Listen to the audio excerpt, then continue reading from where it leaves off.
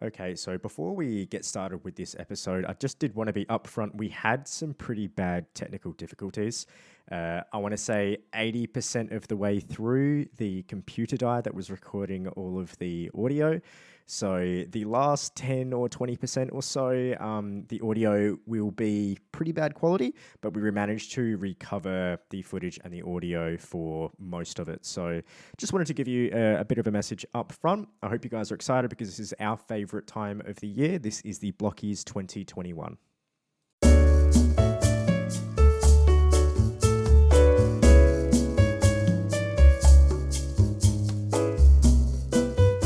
Hello, everyone, and welcome to the latest and greatest and season finale of the Lowbot podcast. Yep. I'm Tyler. I'm Josh. And we are back at the Bachelor Pad. We are back at the Trap House. We are back at the Crack Den for the season finale of Lowbot season finale 2. of season 2 of the Lowbot podcast. So last year, we didn't do it right at the season finale because we had a bit of a change of schedule, but now we're going to be doing the Blockies, our annual award show, at the end of each season. Yep. So we got dressed up a little. First time wearing a button up for the entire year. Would not be the first time you guys have seen me in a button up. Correct. So. You are more of a button up man, as you can tell when we said, "Hey, let's get dressed up." You and me were very different ideas of dressed up. Bit, yeah. But this is who we are. This is our duality. We kept it pretty tame. Yeah. But different. But different. You know? Yeah. How have you been before we get started? This will be the last time I ever ask you how you've been. No, I'm kidding. Season 3, you say fuck you. No, I've been all right. A little bit of prep for this week. It's just it's been a weird feeling ending the season. There will be a new season with our upgrades, as we've mentioned a couple of times. Moving on to bigger and better things in season 3. But we thought, let's end this season with a bang and do the Blockies. Yeah. So this will be the last time you will see this set up for the low block. Like you said, on to bigger and better things for next season. Yep. But we get to do our favorite episode of the season, which is the Blockies, which is our annual award show, end of season. Yep. And it's not going to be, who we think should be MVP, whatnot. These are awards which aren't awards. Yes, these are awards that we've thought of. If you listen to last year's, we're using most of those. I think we culled one or two. Yeah. There was one we culled and one we tweaked. Yep. But these are awards that aren't. They're talked about awards like, who was a little sneak peek of the first one, which was the best young core of the season. Yep. But they're not awards given out by the NBA. Yeah. So we think that it's good to highlight the highlights and the lowlights of this season in our awards, the Blockies. Yep. We don't have a trophy made up yet. For season 3 of the Blockies, we're going to have an actual trophy made. If our budget doesn't go through the roof. If the budget doesn't go through the roof. For chairs are expensive. And the entire new setup. But I'm really excited to finish the season with a bang. Yes. Should we jump on in? Let's jump into it and then we'll say our thanks and stuff at the end of the episode. Absolutely. So again, we know what awards are coming up, but we don't know what each other have got. No idea what yours are. And my list, the way it's gone, have been the way you messaged me. Yes, that's the order. Okay, that's the order. Yep. Except the one we culled, I put it, and the one we changed, I put it underneath the associating one. Yeah. Okay. We'll work it out. So we'll start off with the one I mentioned just before, the best. So just to preface, these awards don't include any off-season changes that have just happened. Yep. This is from last off-season until the finals. So once the finals finished, that's it. Anything that happened after the finals, we don't count because that's leading into next season. Correct. So Blockies 2022. That's when we'll start talking about these off-season. That's when we can start talking about the Chicago stuff and the Lakers stuff Yep. and whatnot. So we'll start off with the first award, the best young core. Yes. Who did you have? I had Memphis Grizzlies. Interesting. Not what I thought you'd have. I didn't think you would pick this either, but I was thinking about it because best young core, obviously I can't say... I didn't feel comfortable saying like Phoenix because they got Chris Paul. Their best player is 36 or something, Still a very good young core, but... Young duo for the most part. Their young core as a whole... Mikal Bridges. He's okay. I don't think his makes for a fantastic young core. Okay. But I was trying to think about there are a lot of good cores like in the league. Like Phoenix is one of them. But if your best player is 36 years old or whatever... It's hard for me to... I get you. But then why did you go with Memphis? Why did you go with the Memphis Grizzlies? So I was going through the rosters and Memphis have seen immense success this year. They made the playoffs. And part of why I chose this young core is when I go through these ages. Out of the core that I'm talking about, their oldest player is Kyle Anderson, 28. Kyle Anderson is a great player. You know, he's not amazing, but he's great. You and I have spoken about him this year. Very, very good glue guy, great defensive guy, great hustle guy, and similar to Alex Caruso in a way that he will get the plays that you want done. Dylan Brooks, 24 years old. Insane. I think this year was really his breakout season defensively. Correct. And he's getting better offensively. But yeah, at 24 years old, Dylan Brooks has been immensely surprising this year. Brandon Clark, 24 as well. He's been really instrumental in their success. Jaren Jackson Jr., 22. A guy at his size that can space the floor, great defensively as well. He's really a bit of an oddity when he came in, and only 22 years old, and proving to be a great contributor to this team already is really exciting to see. And then obviously Ja Morant at 22 as well. So these guys go from 22 to 28, Ja Morant being a franchise bona fide player, leading him to the playoffs and dominating is really exciting to see. I get you. It's not a phenomenal team right now. But it's a good young core. It's what you believe is the best young core this season. Yeah. And that's fair enough. Like, when you go through it, it makes sense. They're all very young. They're an up-and-coming team. They made the playoffs on the back of themselves. Because it's not often you see a team. There are a couple this year, which we will touch on. But Memphis, like I just went through, super young team, but they made the playoffs. And they played their hearts out. Yeah. You know, it's really exciting to see. And for that reason, it was hard for me to put them under any other young core specifically. Gotcha. So that's why I chose Memphis. Fair enough. I went a slightly different. I went for the Atlanta Hawks. I was thinking about them. It was a good pick. Right. Trae Young, John Collins, Bogdanovic. I know there's a couple of other players. Even they got Cam Reddish. Clint Capella's still young. That's a young squad. And their new guy they picked up in the draft, forget his name. But that's a young squad. That was my runner-up, Atlanta. Right. I don't need to speak too much on Atlanta. We talked about them in the playoffs and how young and like they weren't meant to go as far as they did. No.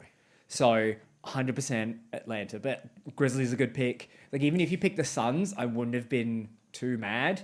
But like, yeah, I think those two are the go-to picks for the best young core award. It's Atlanta or the Memphis Grizzlies. Yeah, I think so. Like, so many of their players that they've drafted, especially their wings, have been really good. They've contributed really well. And I just think their core, and especially making it to the conference finals, when they weren't even meant to make the playoffs, was insane. I was listening to last year's episode, and you said, we were talking about best young core, and you said, I can't pick the Knicks or the Atlanta Hawks because they're not even going to be ready for the playoffs for a few years. Look, all right. And look how it ended up. Look, you're right. You're right. They weren't meant to. No. They weren't meant to, right?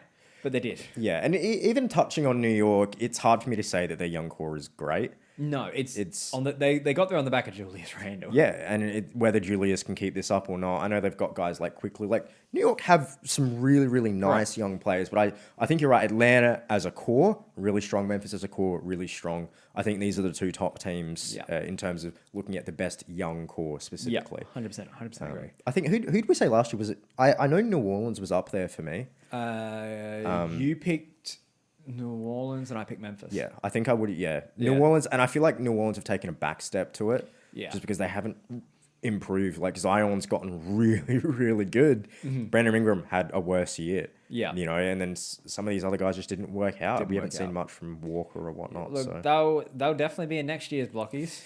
Yeah, whether it's good or bad, we'll find out. Yeah, good or bad. We'll move on to the next award. Yep. Another positive one. So this is Best Front Office. So this is from last off-season, throughout the season, and the playoffs. This was hard for me. Yeah? I don't think... I had two, and I ended up picking one, but yeah. I guess I have to preface by, in my opinion, throughout this season, there haven't been any astounding moves, acquisitions, or anything like that. There is one that sticks out to me. Interesting. And I guess I'll go into it now. Yeah. Best front office, I've picked Phoenix Suns. And the reason I have is because we've seen teams struggle to really go by the emotions and rally everyone together on a young team like Phoenix with Devin Booker and Ayton that are really on the clock, especially Booker, when he's expressed frustrations and to really go all out to acquire Chris Paul, get a bona fide Hall of Fame point guard that's come off one of the best seasons he's had, really speaks volumes to me, especially with all the drama we've had previously with Phoenix. Gotcha. I'm not saying they're the best front office in the last decade, but I think this season has really shown that they made the right choices. they made the right choice. They'll make the right risks. I think Chris Paul, whether or not this worked out, was the right risk to do because you've got to keep the team happy, and it worked out. They made the finals.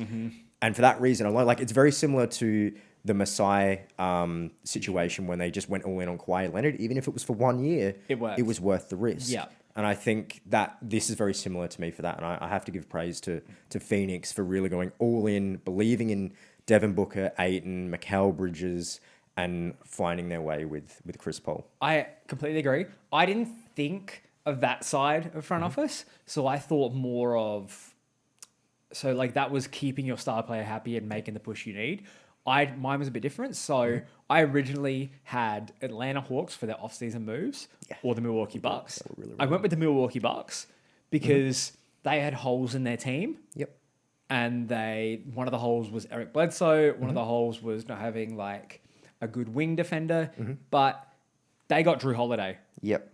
at the offseason, and mid-season trade got PJ Tucker. Yep. They don't win the chip if they don't have those two players. Once again, Milwaukee were my runner-ups. Again, they also got Bobby Portis, who I don't like. I don't like Depot. I didn't think he would do anything. He was a great contributor in the playoffs. Yeah, absolutely. I agree with everything you've said. I think Milwaukee, their front office, the way they've gone about keeping Giannis happy specifically, because there's always trade rumors with Giannis being forced onto him, whether he likes it or not.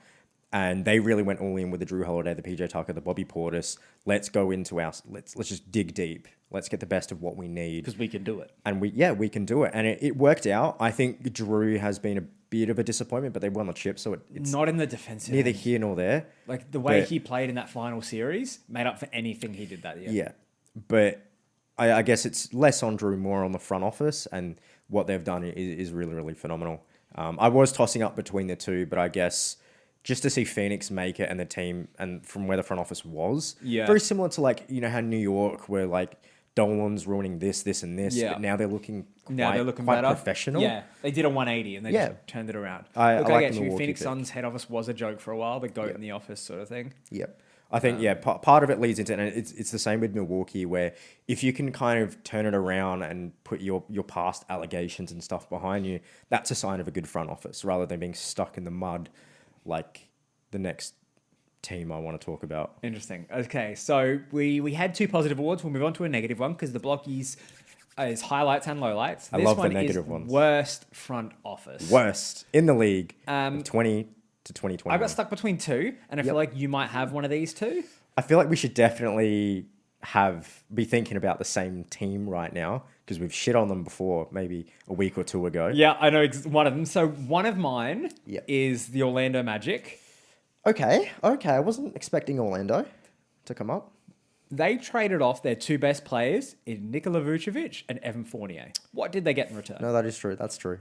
What did they get back? There's some 4D chess going on, but I can't see it yet because I don't have the big brain. Man, I really don't know. That's a good point. Right? When I was going down the list and thinking like, okay, what have they done? What have they done? What have they done? What did Magic get for trading away their 2 or 3 time All-Star and a great scorer, a great guard scorer?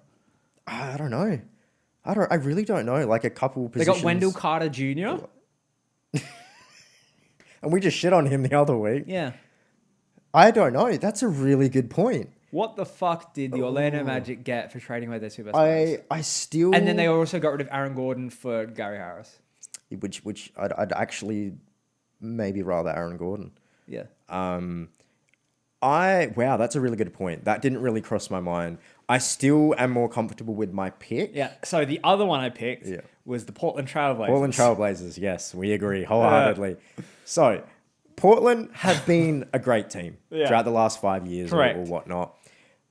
But that's all they've been, and it's been the exact same team every single time. Yeah. They've obviously made some changes, but I went through the rosters and I'm like, this is really just the same team. Yeah. It really is the same team every single year. How many years can you trade off and get back Enes Kanter? right? Like what their front office is doing doesn't make any sense to me or you or anyone. Any of the Portland fans are confused. Dame's unhappy. The team's unhappy. The fans are unhappy. And this isn't on Dame, on CJ, on any of the players. Their players ball out. They put in a lot of effort. There are holes in this squad that the front office refuses to acknowledge. It took them this long to move off Terry Stotts, when it obviously it was the same thing again and again and again. Yeah. I don't know what it is with their front office, but to me, despite what you've just said with Orlando, they're still worse.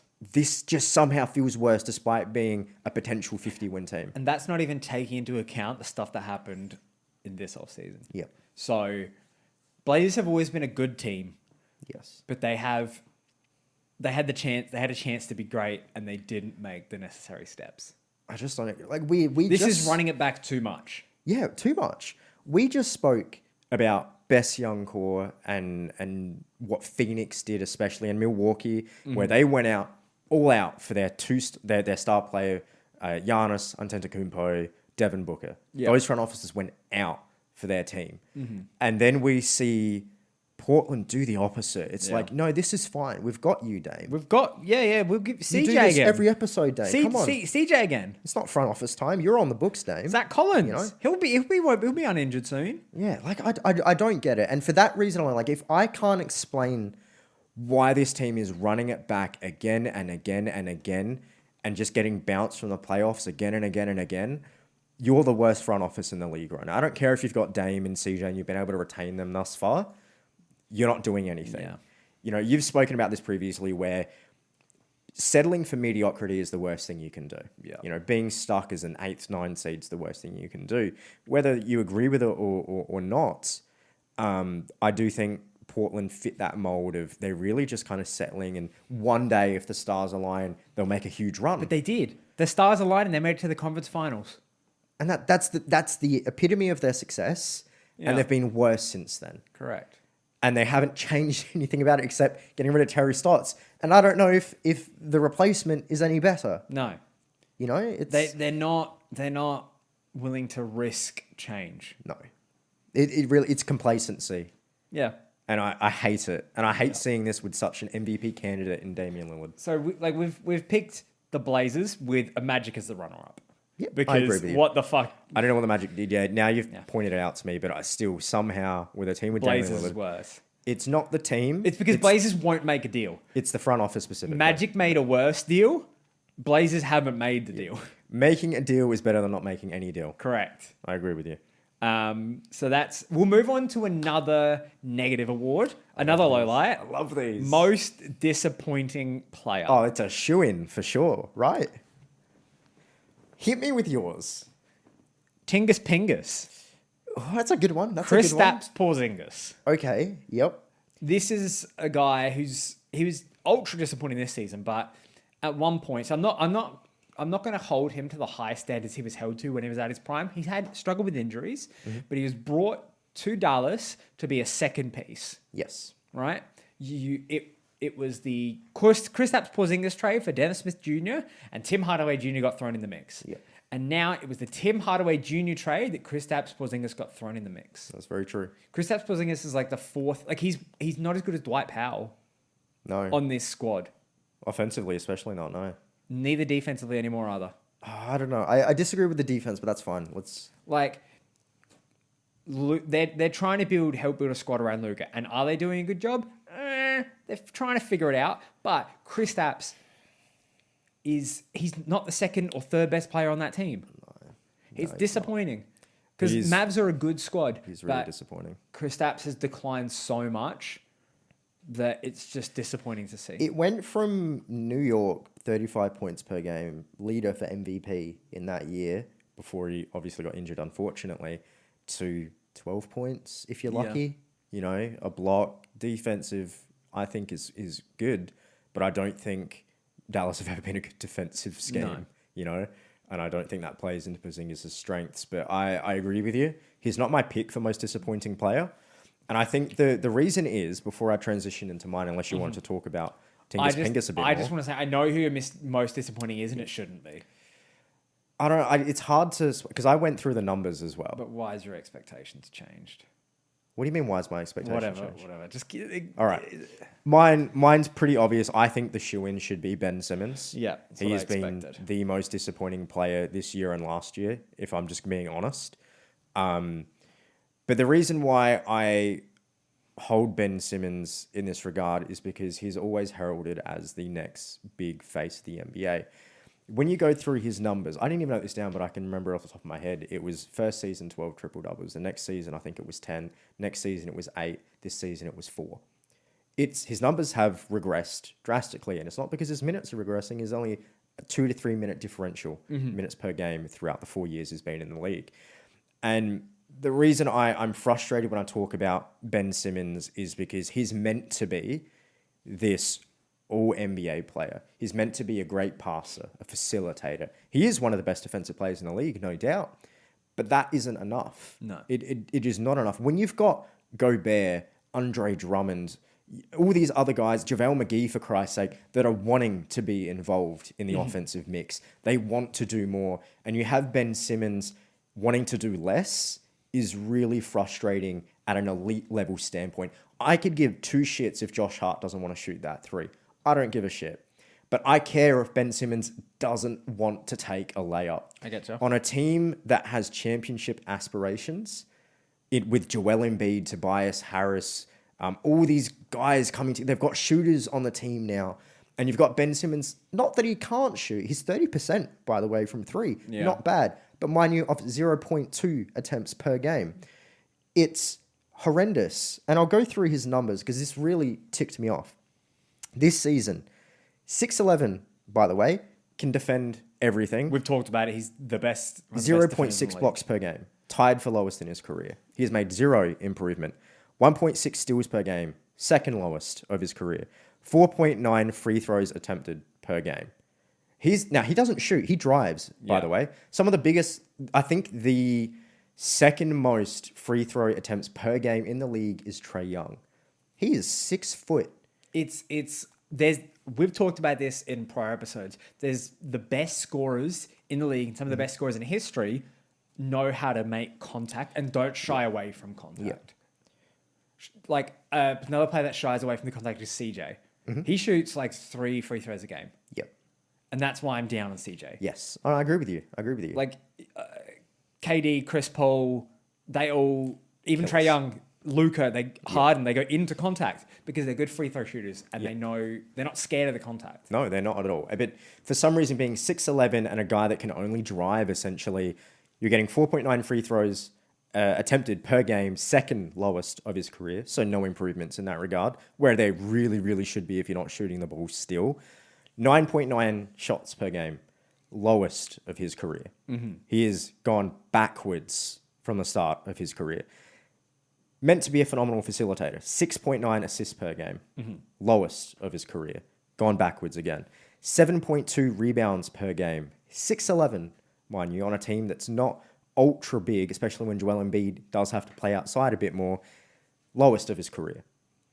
14.3 points per game. Lowest of his career. Yeah. Free throw percentage, 61.3%. Second highest of his career. 61.3%. He's a bad free throw shooter. He has made 0 strides. These are the numbers that matters for his play style. Correct. He has made 0 strides to improve. And I know Kristaps Porzingis has made a massive decline. But Kristaps Porzingis was never meant to be the face of the NBA. So I have an issue with that. Yep. I haven't heard anyone talk about Ben Simmons being face of the league in years. He's only been in the league for 4 years. Yeah, and I haven't heard it in 2 years. I haven't heard What, have you been watching basketball? No one says he's the face of the league. No, he's not. That's the point. When he came in the league 4 years ago, yes. Then they say, this guy's the future. Yep. But I haven't heard anyone say that in 2 years. That's why he's not my most disappointing, because I didn't expect shit of him. You get him in. You can't tell me that when you get to the playoffs, you expect him to pass up open layups. You expect him to refuse to shoot. Porzingis shot the ball, for fuck's sake. Granted, he made it or not is a different question.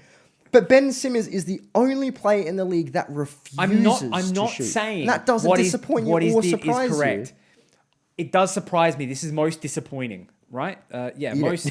we don't have a surprise. Yeah, we don't have. No, we do have most We surprising. do. Sorry. Most surprising. Yeah, we have most surprising. But I didn't expect him to make a big jump. I'm not asking for a big jump. The reason I have him most declining is because he went backwards. Yeah. All the numbers I just gave you, besides Look, he was free my throw, second. I'm just saying he was my second. And I'm not arguing with. This Yeah. is more for people Yeah, that yeah. want to understand how bad Ben Simmons is right now. The numbers I gave you were either tied for lowest, second lowest, or lowest in his career. This isn't about him making a jump. If he made a small jump, if he stayed stagnant like Brandon Ingram did this year, literally averaged the exact same amount of points per game, I couldn't care less. But it's The a decline. fact that you've gone down and you're actively hindering your team when they're trying to get you involved, to me, that screams you're disappointing. Okay. As a number one pick, as someone meant to be this all NBA level talent, you're disappointing. Okay. And to me, that's why there's currently, I can't put anyone above him. Kristaps Porzingis is very disappointing to me, but Ben Simmons' numbers, his attitude, his persona at this point is just... It's all in his head as well. That's going to be the toughest thing to get past, is that mental wall. And he needs out of Philly at this point, because it's not going to do him any favors mentally. This was the toughest one for me to pick most disappointing, as is like there wasn't that many disappointing players this season. Okay, yeah. Like those were the only two, and I'm like, I don't want to put Ben because I didn't expect much from him going into this season. Tingus Pingus disappointed me more. Okay, no, that's fair. I think Kristaps Porzingis is definitely one of the most disappointing players we've seen this year, because we got pretty much nothing from him, especially offensively. We'll move on because we have a bunch more awards to go. And I might get a bit too red in the face. Yeah, you know? you're getting more heated. Fuck you, Ben. I'm sorry, but fuck you. So we'll move on to another low light, just three in a row. Most disappointing team. Yes. Hit me with yours, because I'm curious as to what yours is. So I wasn't really too disappointed by a lot of teams. So my pick was the Brooklyn Nets. Not from a result standpoint. Okay. More because they couldn't stay healthy at playoff time. Okay, I mean, that's fair. They got to Game 7 against the Bucks. They were one shot away from going to the NBA Finals. KD thought it was a 2. KD thought it was a 3. It was a 2. They're one shot away from sending the eventual champs home.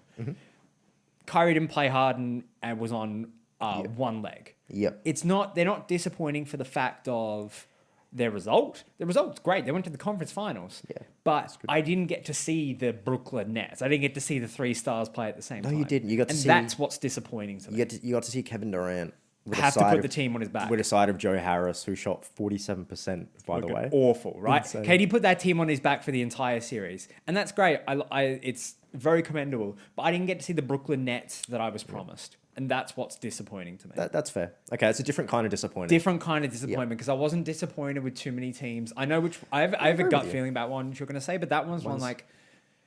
It's just a wet fart of an ending. Yeah, no, I agree with you. I think... Overall, as well, something I agree with is I don't think there were too many disappointing teams this year. Yeah. A lot of the teams which we expected to be really bad weren't actually really bad. Yeah. You know, obviously you can't say the same for Detroit. You can't expect anything. Oh, from yeah, them. you weren't expecting Detroit to do anything or the Kings to do anything. But I agree with you. Most of this year, it's like who's going to stop Brooklyn, but it really was themselves. Yeah, they just couldn't stay healthy. Unfortunately. Yeah. No, they I had to agree with you. bring out an injured player and play him for 30 minutes. At that point, it's... it is what it is. Yeah, no, I agree with you. What was that's your a pick? good take on it. Mine was, I think you probably guessed it, was Miami Heat. And I don't think they're a bad team at all. Like when we say disappointing teams, obviously Brooklyn are phenomenal. They're a phenomenal team. Literally, one toe was was on the line. Yep. They're one toe away from going to the NBA Finals. Yep. So Miami Heat just came off a finals appearance against LA. We're looking, and we've held them as they look like the best team in the league, because there's no one player involved. Jimmy Butler's a very team-orientated superstar. It's like 2004 Pistons. Yep. This is their team basketball. Yep. So they finished the season with a 40-32 record, very just above 500, where a lot of these other teams were really gunning above, especially some of the top teams in the East, which I was hoping they would be. Jimmy Butler was out for a little bit, but their record should be better than this. Yeah. So from finals to a first-round exit for me was disappointing. I thought about them. They were going to be... They're my second pick. Yep. it's just they regressed as a team. They had a rough year. Like Jimmy Butler, Bam, Dragic, Hero, Robinson, Nunn, a lot of these other guys as well. It just I was expecting more. Yeah. You know, I was expecting them to rally together even harder, and they really came out the other end. Couldn't figure it out. Yeah, couldn't get it done. And the worst thing for me is people were saying, "Oh, they were just the bubble. They only made it to the finals because of the bubble." So frustrating. And then that sort of, I don't want to say it validates it, but it puts more gusto behind people that were saying that. It does. It's always frustrating where you hear a stupid argument, Yeah. but then the following season they get some evidence, right? Yeah. It's like, no, this supports my claim. It's like Raptors only won because injuries. Like maybe, but injuries happen. Yeah, they happen. It's very rare that you get a whole playoff run without any injuries. Exactly. You know, it just happens. But there's not much to say about Miami. Like, I love the team. I think they're a great team. They're going to be better this upcoming season with 2 new additions. Yeah. So fingers crossed. Yeah, but yeah, unfortunately, first round exit. Just a bit disappointing. 40-32 record, not good enough. It's disappointing. Not good enough. Yeah. And I like that we had different kinds of disappointing. Yours was a record of performance. Mine was I didn't really get to see the team I was promised. Because Brooklyn actually did cross my mind when I was thinking about this, because for the same reason that was disappointing. It was I really didn't get to see. I just saw KD. Yeah. You know, I'm afraid to what I'm going to see next year though. Yeah, if they can stay scary. healthy, like the fact that KD took him to the conference finals, coming off an Achilles tear, not Achilles. No, it was Achilles, right? Yeah, he tore his Achilles. It's incredible. No players really come back with that sort of scoring. Yeah, but with a full house, we'll see. Yeah. We'll move on to a positive one. Yeah, a positive one. A highlight, which is most surprising player. And there's no fucking way we have the same one. No, because I feel like you're not going to like mine, but the numbers tell me otherwise. Okay. And it's very rare that a player of this caliber happens. So, shoot. Do you want me to go? All right. My most surprising player this year, love it or hate it, is Trae Young.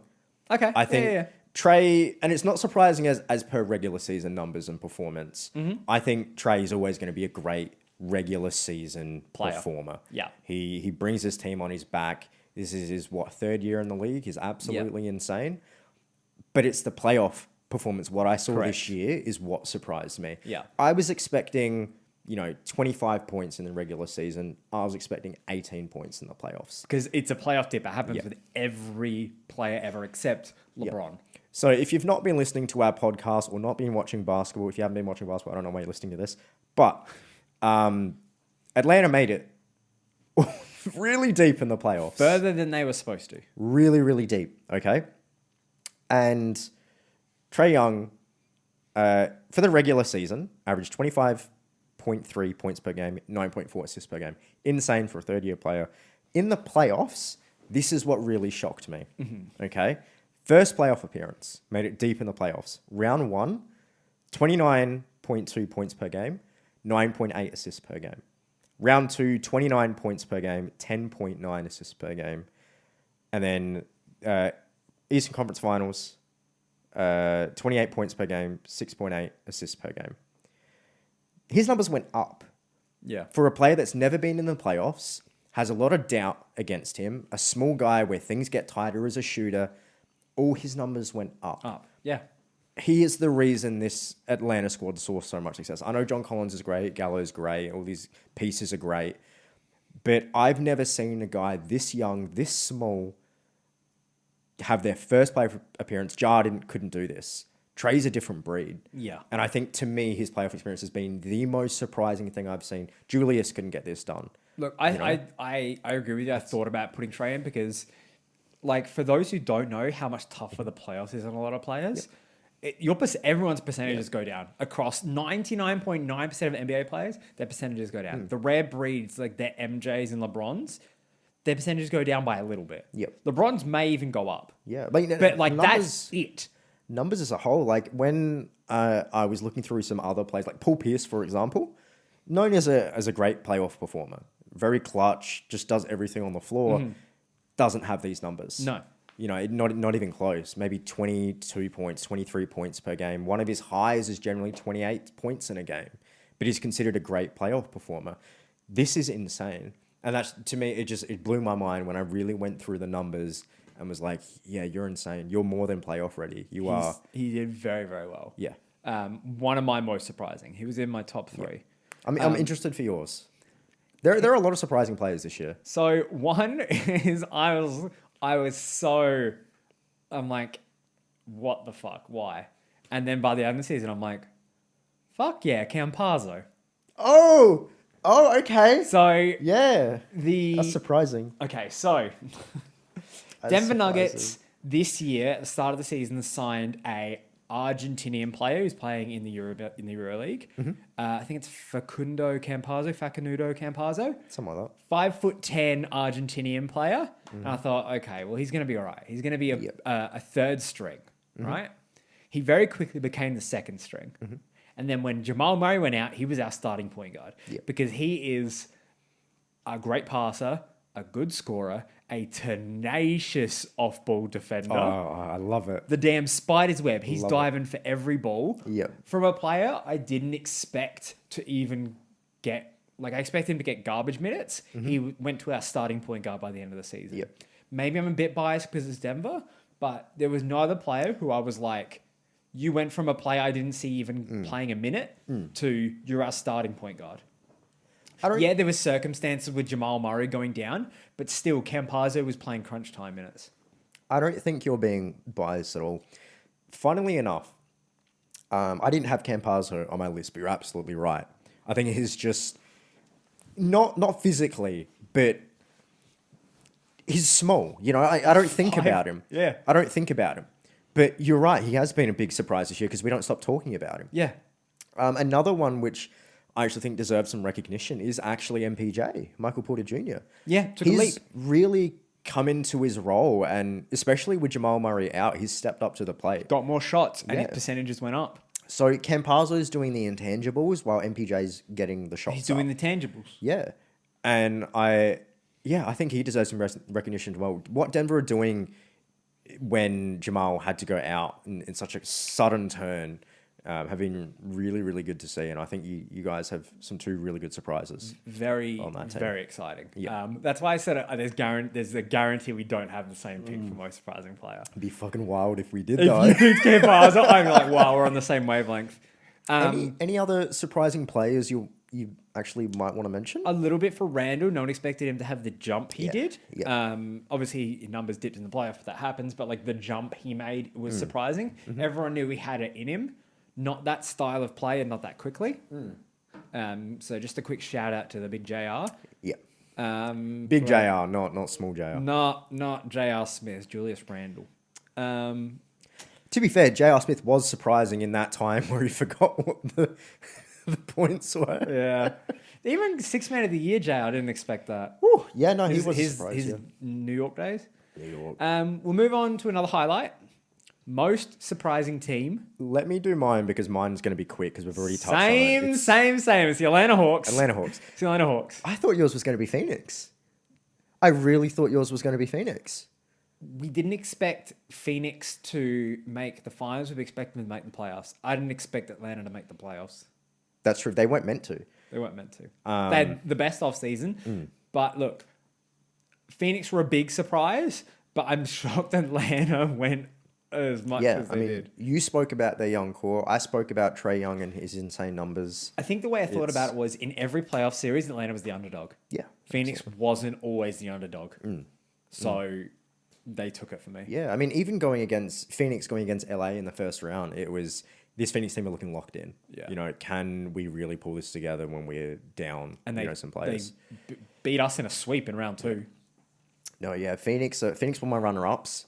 Obviously, I think the two biggest surprises this year have been Atlanta and Phoenix, respectively. With third being New York. But yeah, Atlanta as a whole, like I know what I said last year, if you listened to last year's episode of the Blockies 2020, I said... I think that's another reason why. You said they've got so long to go, they're not even going to make it to the playoffs. Yeah. And then... Boom. And they went here. After, so touching on Lloyd Pierce, by the way, which I remember, but I don't think we've actually touched on it.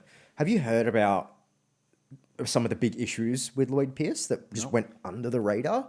I think you touched on it where he was actively like trying to demolish some careers and egos in his own team, which hurts really, really bad. But yeah, apparently he's just someone who's really, really wants to start shit with his team, and that's a way of earning respect.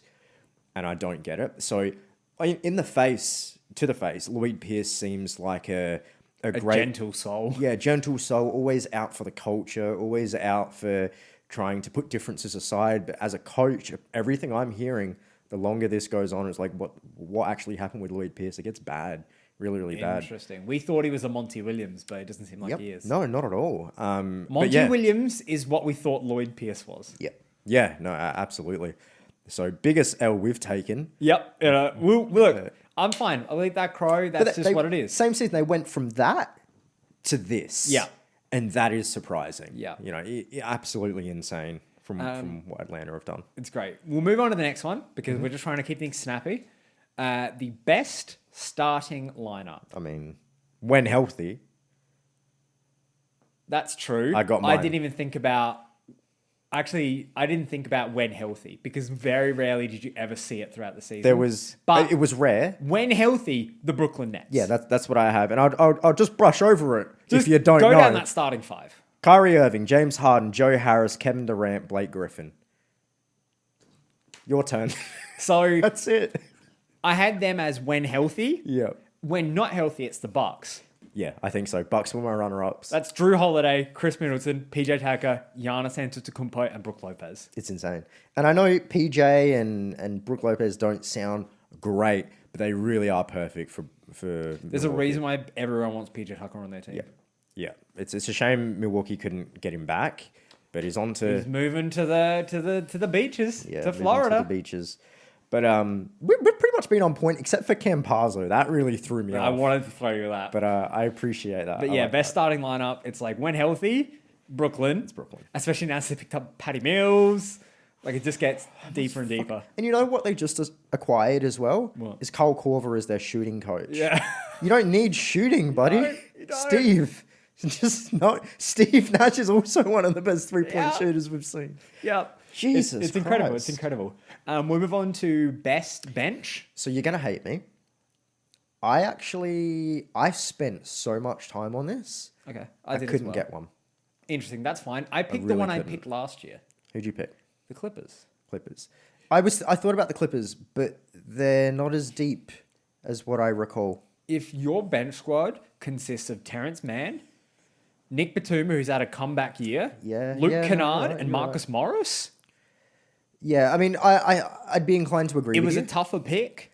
I think that the reason for me, because I think you're right. Obviously, I don't have an argument against you, but that's not the best bench squad we've seen in the last 5 years. No. That's actually quite abysmal compared to some of the ones we've seen before. But I think this year, you're right. It was going to be Clippers or Jazz. Yeah. I looked at the Jazz, but I actually don't like their bench squad. It was like... It's just JC, right? No, it's JC and Derek Favors. But even Derek didn't have a great year. It's mainly just JC. It's mainly JC. And I couldn't give it to them wholeheartedly because it's just JC, really. But Clippers, to me, had that award, even though this has been a bit of a rougher year for benches. Actually, kind of, before Jamal Murray went down, I thought about Denver. Yeah. But not... Clippers still had it for me. It's hard, yeah. I think even last year, I think it was Clippers. Yeah. So the benches this year aren't as strong as they were in previous years. So Clippers is fine, but it's not like the standout like we had for best starting lineup. Yeah, no, I agree. There's just been no standouts for me, unfortunately. We'll move on to the penultimate award, the best scorer. We better have the same damn player. We better. Who's yours? The Iron Man of the league. Played every single game. Okay. Averaged nearly 60% from the floor. Okay. We didn't have the same one, did we? No. Nikola We Jokic. didn't. We really didn't. Every single game. I mean, this is the best scorer, not the Iron Man award. He averaged nearly 60% from the floor. No, he's insane. Playing every single game, averaging 29 points per game. You know who averaged more? Who? Steph Curry. Correct. Did he play every single game? Didn't need to. It's He easier got the to... most points in the season. This isn't scoring champ. This is best scorer. Yeah, that's why I picked Steph Curry. He's the best scorer in the league. This year was season, on par with his 2015 season. Seeing Jokic playing every single game? No, he's insane. That's what kicked it over the edge for me. Okay. Steph was my second. But the fact that he played every single game and averaged 60% from the field. Yeah. No. I have to give it to Steph. Steph. I'm not 32 points saying no. per game, 91% from free throw line, which is insane. It's 42% from three. So this is the part that got me. So usually 3-point shooters, horrendous shooting numbers overall. As a 3-point shooter, predominantly 66 true shooting percentage. Yeah. That's insane to me. 32 points per game as a prominent 3-point shooter in the league, averaging 66% true shooting percentage. It's nuts. That's nuts to me. So I couldn't go past Steph Curry as the best scorer in the league. Past couple, 2-3 years? No, I'm not not as Steph. much. But this year I had to. He turned it up. Yeah. It was between him or Jokic for me. Steph had his 3-month explosion where it's like, I'm just torching all of you. I think if you would have said best offensive player, I would have went Jokic. Fair enough. Because he's one of the best facilitators in the league as well. And he's got so many tricks in his bag. But I had to, because the award is specifically just scorer, I had to give it to Steph. Look, I'm not going to say no, he was my number 2. But the fact that Jokic, for me, playing all 72 games is what kicked it over the edge. No one else said that. That's fair. Move on to the last award. We're going to have the same one. Are we though? Yeah. Because I don't think we are. Interesting. Is best team leader. I picked Trae Young. I did not. This is why I didn't talk about Trae Young too much before, because I knew we were just going to get into it again. Interesting. I knew I had a play. So I picked Trae Young. We don't need to get into it anymore. We've talked about it all. He's Trae's taken me further than he should have. So who did you pick? Russell Westbrook. Okay. Westbrook. Yeah. 13 wins, 11th seed in the Eastern Conference last year. This year. Oh. They were 11th in seeding this year at 13 wins. At the start, yeah. Russell Westbrook comes back and was like, no, we're not garbage. Yeah. And wheeled his fucking team to the playoffs. It's true. And we saw those clips of him teaching Rui, teaching the other guys. He is very hands-on for a guy which is so much better than this team deserves to be. That to me screams you're the best leader in the league right now in this That's season. fair. I did forget about Russ, but no, that 100% makes sense. Yeah. I agree. Because there were a lot, like Trae obviously was phenomenal playoff leader. Chris Paul obviously leading his team to the finals. But I think from where Washington were and Russell Westbrook... To what they ended up on? Because Russell Westbrook didn't have a phenomenal year numbers-wise. No. Just a very Westbrook kind of year. But his leadership to me is what brought that team together. So I had to give it to Westbrook. That's completely fair. Chris Paul was my number 2. I completely forgot about Russ, but look, they're my 3. Yeah. And it was tough between Trae Young and Chris Paul, but now it's like I can pick any of those 3 and I'll be happy with it. Yeah. That rounds out the Blockies for this year. Yeah. A good group of awards, highs and lows. It's a good way to wrap up the season. I think that's why I like it, because mostly the awards are who's the best of the best.